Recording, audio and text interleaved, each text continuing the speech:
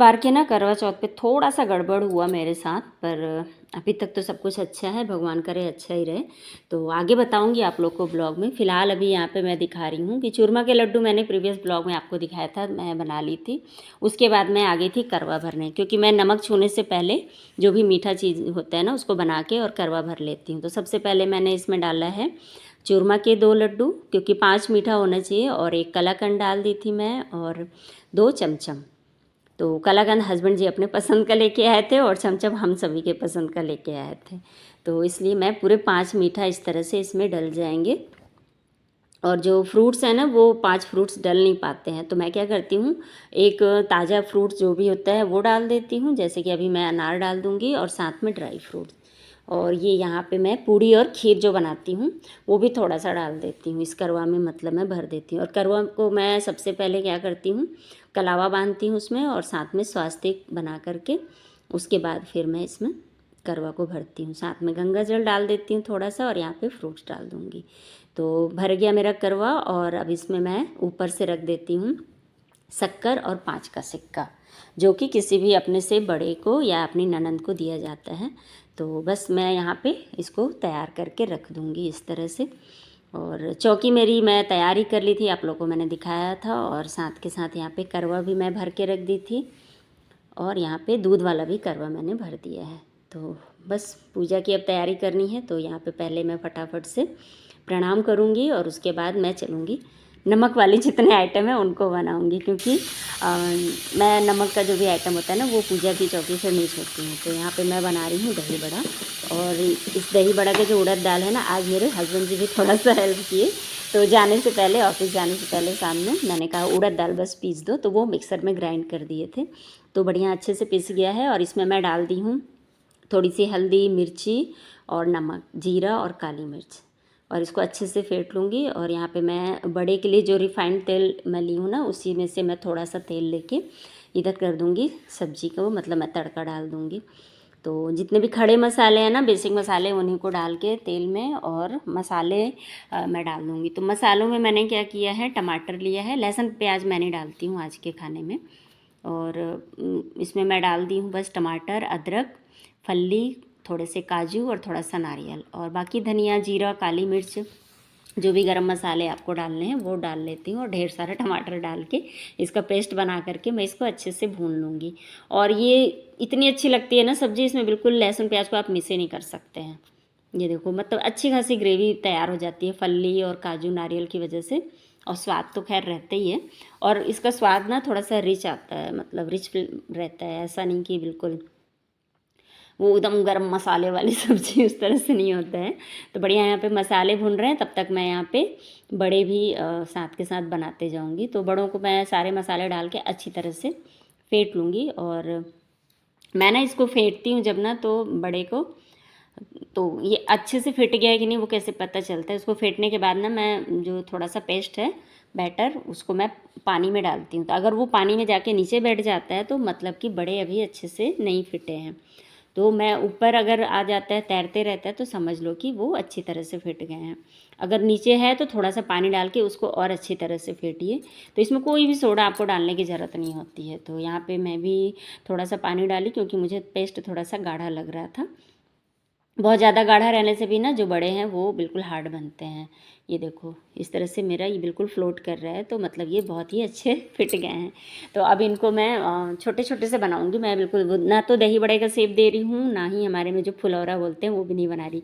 मैं छोटे छोटे पकौड़ी की तरह बना रही हूँ इस बार, ताकि मतलब ज़्यादा बड़े बड़े बना दो ना तो फिर वो 2-2 पीस लेके खाते नहीं बनता। ऐसे छोटे छोटे पीस रहते हैं ना, 2-2 3-3 पीस खा लो अच्छे से।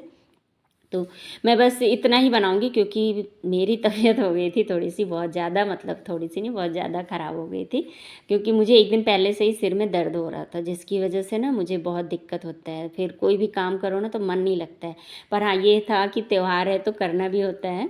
और ये देखो, यहाँ पे मेरी सब्ज़ी भी रेडी हो गई है। आलू और छोले की सब्ज़ी थी, साथ में मैंने इसमें मिला दिया था थोड़ा सा पनीर। पनीर भी जो मेरे घर का रहता है ना, उसी का बस पनीर था। पहले मेरा प्लान था पनीर की सब्ज़ी बनाने का, फिर क्या मन में आया तो मैंने छोले बना दिए थे, क्योंकि मैं सोच रही थी छोले भटूरे बनाने के लिए, लेकिन लास्ट में छोले भटूरे भी नहीं बने, पूड़ी ही बने थे। और यहाँ पे बड़ों को छान के मैं इसमें नमक और हींग के गर्म पानी में डाल दूँगी, और थोड़े बहुत रख दिए मैंने सूखे बड़े खाने के लिए, क्योंकि सभी को पसंद है मेरे घर में सूखे बड़े। तो बस यहाँ पे सब कुछ करने के बाद मैं हो गई थी रेडी, और यहाँ पे कर रही हूँ मैं पहले तुलसी जी की पूजा, और जो सांझ की दिया बत्ती है ना, वो भी साथ के साथ कर रही हूँ। और समय तो हो गया था, मैं ये नहीं बोलूँगी कि समय नहीं हुआ था, 8:30 हो गए, होने वाले थे पूजा जब मेरी कंप्लीट हुई थी, मतलब कि ये 7:30 के टाइम है।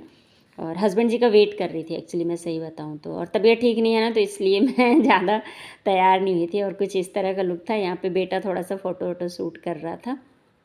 जब सिर दर्द होता है ना, तो सच बताऊँ तो नहीं होती है इच्छा कि आप उठ के कुछ कर लो, पर यह है कि अगर मैं नहीं उठूँगी ना, तो फिर मेरे घर में त्यौहार लगेगा ही नहीं कि त्यौहार है, क्योंकि मुझे पता है जब मैं सब कुछ करते रहती हूँ, खड़े रहती हूँ, तो सबको ये लगता है कि हाँ त्यौहार है। और ये देखो मेरी माता रानी का चौकी।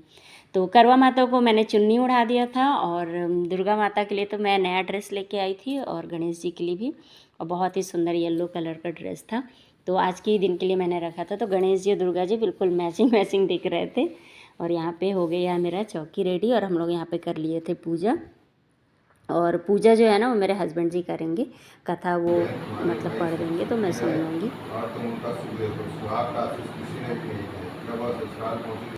जिस तरह से साहूकार के बेटी का सुहाग दिया, उसी तरह से चौथ माता सबको सुहाग लगे, यही करवा चौथ के उपवास की सनातन महिमा है। और जो कथा होती है ना, उसको कहते हैं अकेले सुनना भी नहीं चाहिए। तो पिछली बार तो हस्बैंड जी मेरी पूरी पूजा कर दिए थे, और इस बार मुझे मतलब पूजा सारी मैं कर रही थी, बस वो कथा सुना दिए थे, और साथ में हम लोग बैठ गए थे पूजा में। यहाँ पे हवन किए थे, फिर आरती कर लिए थे।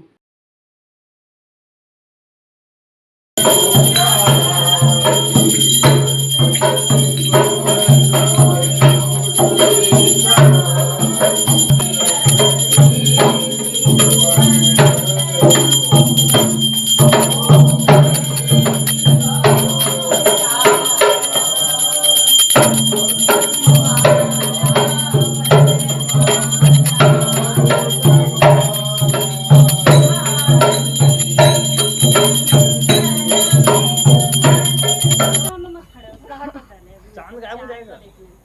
ये चांद सर बन जाएगा।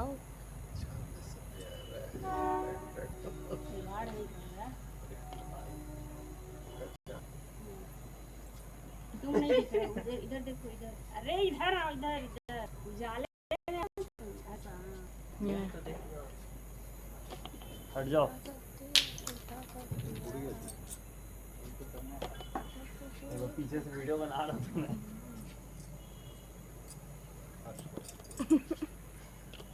बच के छोड़ो, बहुत खतरनाक। मम्मी भाई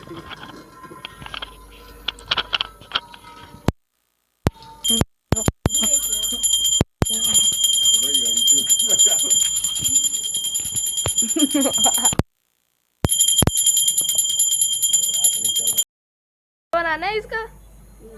हाँ एक काम भी वो भी नहीं हो या पाएगा। श्रृंगार करो, शिव धनुष राम ने तोड़ा। मम्मी चांद दिख गया। मम्मी चांद दिख गया मम्मी। ना ना ना ता ता ती ता ता ता। फ्रेंड्स, इसी के साथ खुशखबरी, चांद दिख चुका है डिजिटल के बाद नेचुरल। यहाँ पे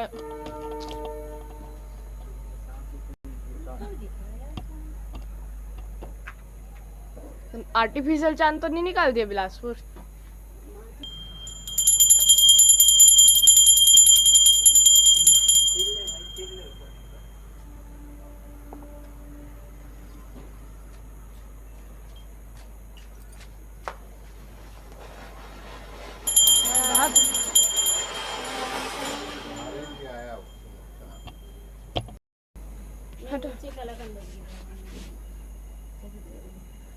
तो चांद इसी के साथ छुप चुका है।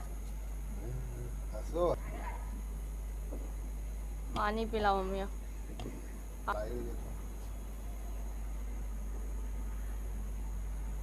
परेशान हो गई थी ना गिरते हो, नीचे कटोरी गिरा भगवान भगवान ने कह रहे परेशान हो जाएगी।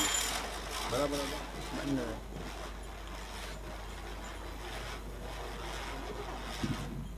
चलो भाई, हो गया। इस बार करवा चौथ में ना जो चांद देखने की जो प्रक्रिया है ना, वो आप लोग को देख के समझ में आ गया होगा वीडियो। एक्चुअली हुआ क्या था, हमारे यहाँ पे बदली था और बारिश के भी आसार हो गए थे। हवा इतनी चल रही थी कि मेरा तो एक बार दिया भी बुझ गया था और जो पूजा थी वो हो नहीं पा रही थी। मैंने नंद को फ़ोन लगाया तो उन्होंने कहा हमारे यहाँ तो मूसलाधार बारिश हो रहा है, आप मुहूर्त होने के बाद अर्घ दे करके और मतलब चंद्रोदय का जो समय है उसके बाद अर्घ दे करके खा लेना। फिर मैंने अपने भाई को फ़ोन लगाया, मैंने कहा तुम्हारे यहाँ चाँद निकला है? तो उसने कहा हाँ। तो फिर मैं भाई जो है वो भाभी को बोला कि जाओ उसको दीदी को दिखा के आ जाओ करके। और तो वो बेचारी छत पे गई और मुझे ऑनलाइन वीडियो कॉल पे दिखाई चाँद। मैं पूजा कर रही थी तो मेरे दिमाग में था ना कि चाँद पूरब से मतलब इधर की ओर आ रहा है करके, तो मैं सही दिशा में खड़ी थी और उसी वक्त ना मेरा दिया एक बार बुझ गया। तो मैं बहुत टेंशन में आ गई थी।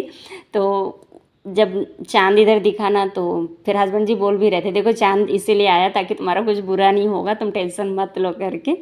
तो होता है ना, पूजा करो और दिया अगर बुझ जाए तो बहुत डर लगता है मन में, पर सच सही बात है, अगर आप अच्छा सोचो तो अच्छा ही होता है। इसलिए मैं पॉजिटिव ही सोचने का सोचती हूँ। फिलहाल यहाँ पे पूजा की और थोड़ा सा फ़ोटो फिर बनाई, क्योंकि उस समय तो बिल्कुल चाँद देखने के चक्कर में ना, ढूंढने के चक्कर में अपन बना ही नहीं पाए थे। रात के 11:30 हो गए थे हम लोग को।